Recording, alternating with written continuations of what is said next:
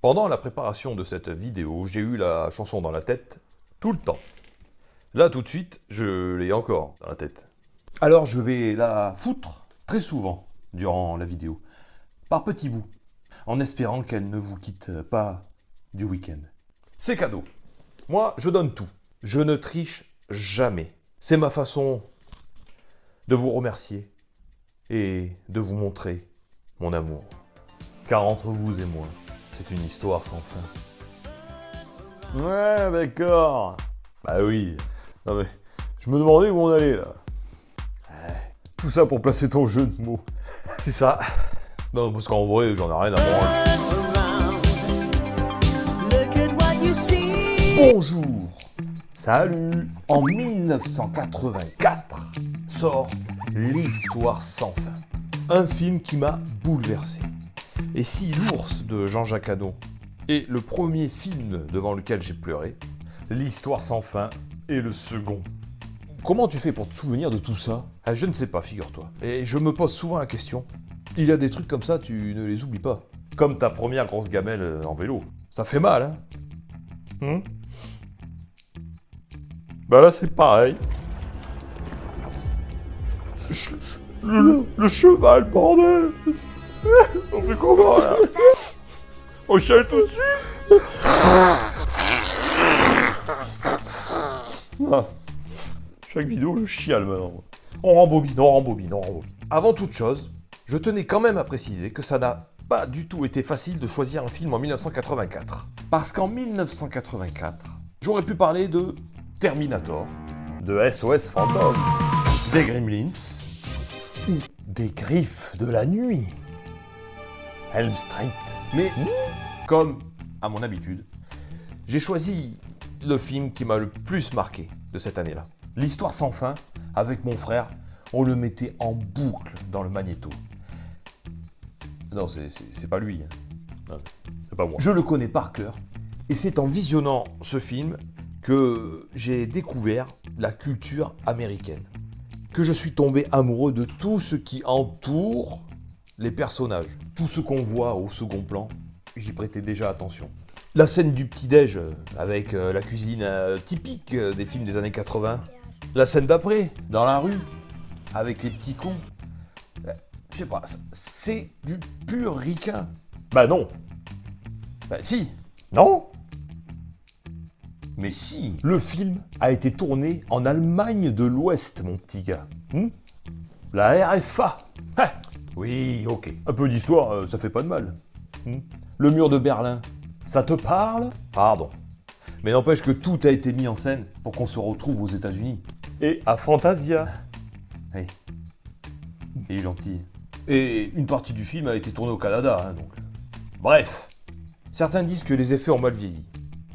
Bah, je peux l'entendre. Mais personnellement, je ne m'arrête pas à ça et ça m'empêche pas de passer un bon moment devant ce film. Parce que j'essaie toujours de me mettre dans le contexte de l'époque.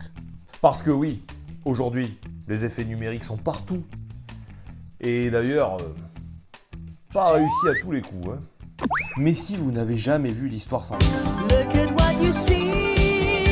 regardez-le et ne vous arrêtez pas sous prétexte que lui, on dirait un labrador, et absolument pas un dragon. Et puis quand il vole, c'est pas possible, Mais soyez comme ce gosse, émerveillé. Et puis il y a de l'action, de l'émotion, pas vrai ? Oh, petite choupette. Il y a des monstres dans tous les coins. Oui, j'avoue que le bibliothécaire, il est particulier. Mais c'est ici que tout commence. Ce vieux vice-là, ce monsieur, refile un livre à un jeune garçon. L'Histoire sans fin. Dès lors, Bastien, le jeune garçon, après... Pardon. Bouquiné tranquillou dans le grenier de l'école. Calmement. Bravo mon gars, tu vas l'avoir ton diplôme. Et au passage, c'est véridique. Quand je suis retourné dans mon école, après avoir vu le film pour la première fois, je cherchais par tous les moyens d'accéder au grenier, au-dessus de la classe. Mais sauf qu'au-dessus, c'était les appartements de la maîtresse. Cette histoire a une fin, et elle s'est mal terminée pour moi. On découvre Fantasia, un monde fantastique, avec ses monstres, sa reine, ses héros et ses problèmes. Le néant. Et ça fait peur. Bastien est captivé par cette histoire. Sans fin. Mais ce qu'il ne sait pas, c'est que lui seul peut sauver Fantasia et tous ses habitants. C'est un jeu vidéo. Exactement, et le héros, celui qui écrit l'histoire, c'est Bastien. C'est Bastien. Mais le pauvre petit gars qui a perdu sa maman lutte contre son imagination débordante. Et pourtant, elle est la clé. Et c'est la morale du film. Tu as 10 ans et tu dessines des chevaux dans ton cahier de maths. Pas des chevaux, des licornes. Ben oui, ok, ça existe. Et toi là, c'est quoi ton problème? Je vois des gens qui sont morts. Mais c'est très bien ça. Il faut y croire, il faut rêver. Et avoir la tête dans les nuages de temps en temps. Ça ne peut pas faire de mal. C'est déjà fini? Mais non, mais pas du tout. C'est quoi le délire là? Bon, j'en étais où? Hook. Ah oui. C'est comme dans Hook. Regardez la vidéo. Quand Julia Roberts, la fée Clochette, dit à Peter Pan, joué par mon idole, Robin Williams, que lorsqu'une personne dit ne pas croire aux fées, eh bien quelque part dans le monde, une fée meurt. Cette phrase, je ne l'ai jamais dite de ma vie. Moi non plus. Dans l'histoire sans fin, c'est pareil. Il faut y croire, tout simplement, et ne pas mettre de barrière à son imagination. La vie est tellement plus triste sans nos rêves d'enfant. En un mot, le néant. Et oui, il est là, le message du film. Parce que le néant ravage tout sur son passage. Et c'est Fantasia tout entière qui risque de disparaître. Et on souffre avec nos héros. J'en parlais au début, mais... Comment? Allez, vas-y, toi, parce que moi, j'y arrive pas. Moi...